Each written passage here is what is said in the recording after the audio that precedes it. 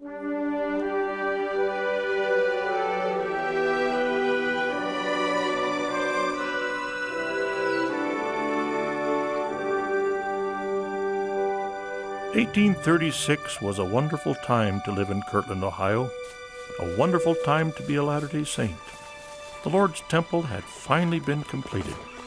The church was growing, and along with all the accompanying spiritual blessings, the saints were seeking to etch out a better way of life. Homes were built, businesses established. As a result, demand for land and merchandise increased. Prices skyrocketed. There was profit to be made. Money was scarce, particularly for new converts who were arriving in droves due to the church's zealous missionary efforts, usually without much more than the clothes on their backs. Good afternoon, brethren. Midas Waters. Brigham Young, this here's Lyman Johnson. Morning. I didn't reckon on meeting so many apostles my first day in Kirtland. Here in Kirtland, you can hardly take a step without meeting an apostle or two. Over there is Orson Hyde. You brethren know where a family of new converts might inquire about a new parcel of land? As a matter of fact, Lyman, aren't you and your brother planning on selling off a parcel? We are indeed. Reasonable, too. $500.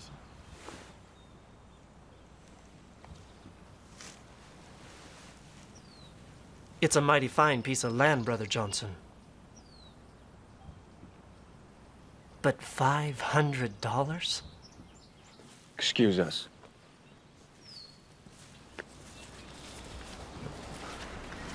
That's awful high.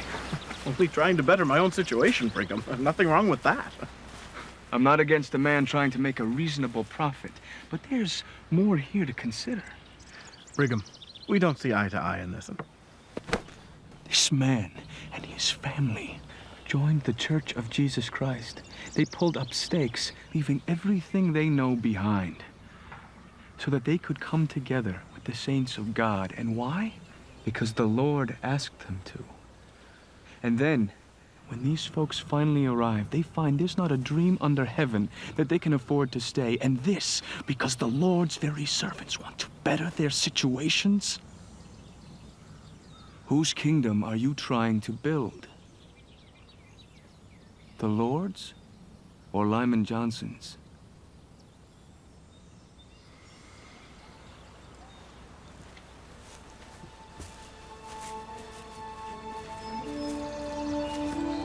It's gotten hold of your heart, Lyman. In his absence, we formally denounce the leadership of Joseph Smith. Hear, hear! And declare him a fallen prophet. Joseph Smith is the prophet of the church, and thereby its leader. I know it. You know it. Rail and slander him as you will, but you cannot destroy the appointment of the prophet of God. Now, Brigham, we're gonna overrule you. David Whitmer is the man to lead us now. You can only destroy your own authority. Cut the thread that binds you to the prophet of God, and sink yourselves to hell.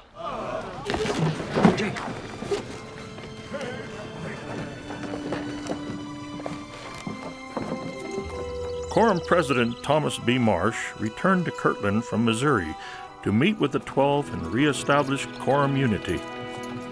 Parley, what brings you out this direction? Well, I'm actually on my way to Missouri. Well, how are things? And the 12? Heber has gone on a mission to England. How's that? Joseph approached him in the temple and called him right then and there. How could he do that? It is the quorum's responsibility to spread the gospel abroad, not Joseph's. Orson Hyde also. What?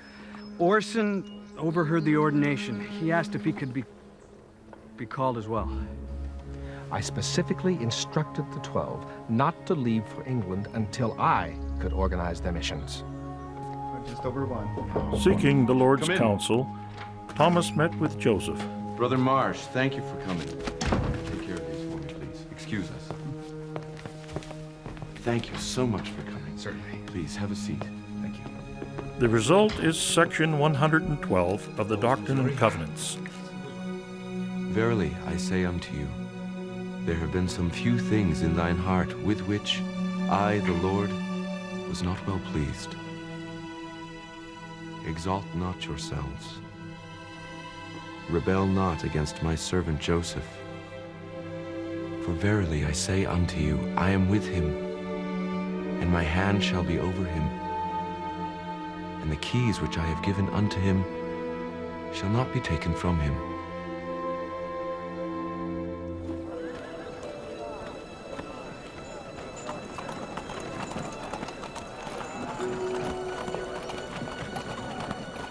President Marsh accepted the Lord's counsel and labored diligently to reconcile the differences in the quorum. Still, he struggled with his own pride and hardened his heart. Well, good afternoon, President Marsh. Hello, Valette. I felt it my calling to come and tell you that your husband Heber will meet with no success in England. The spreading of the gospel abroad is my specific responsibility. As such, the door to missionary effort in England will not be opened until I send someone or go myself.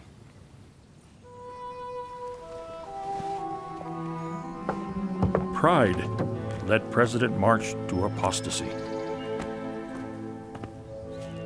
Before the trials of Kirtland were over, 10 to 15% of the members would become disaffected. In later years, 8 members of the Quorum of the 12 would leave the church, including Thomas B. Marsh and Lyman Johnson.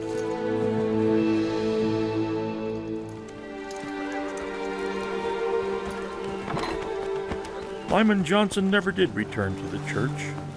While the saints were in Nauvoo, however, he was allowed to speak before the 12 one last time.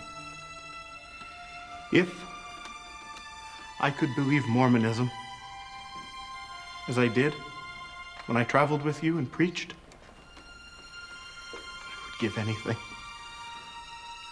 I would suffer my right hand to be cut off if I could believe it again. Then I was full of joy and gladness. My dreams were pleasant.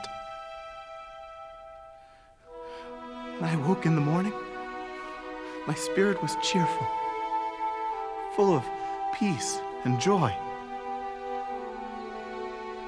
Thanksgiving.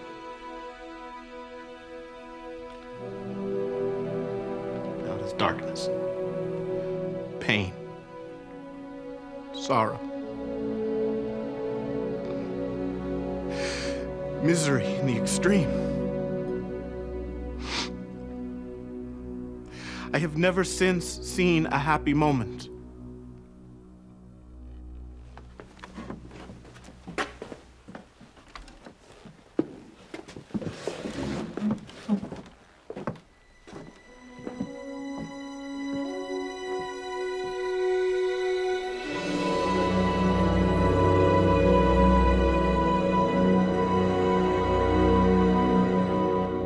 Of those members of the original Quorum of the 12 who were cut off for apostasy, only 4 would later come back to the church: Orson Hyde, Orson Pratt, Luke Johnson, and Thomas B. Marsh. After 18 miserable years such as he could barely endure, he rejoined himself with the saints. Brother Marsh has asked that he be allowed to speak to you. I have consented.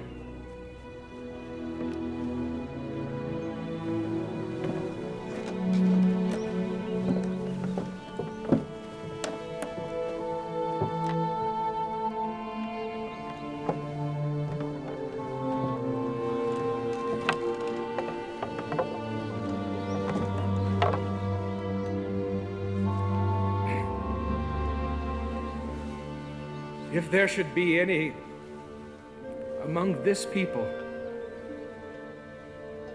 who would apostatize and do as I have done, prepare your backs for a good whipping. How is it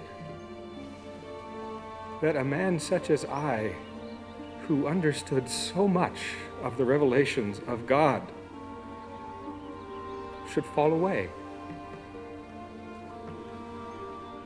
I have come to the conclusion that I lost the Spirit of the Lord from my heart. I became jealous of the prophet and overlooked everything that was right. Looking for the evil, the devil began to lead me. It was easy for the carnal mind to rise up, which is anger, jealousy, and wrath. I thank God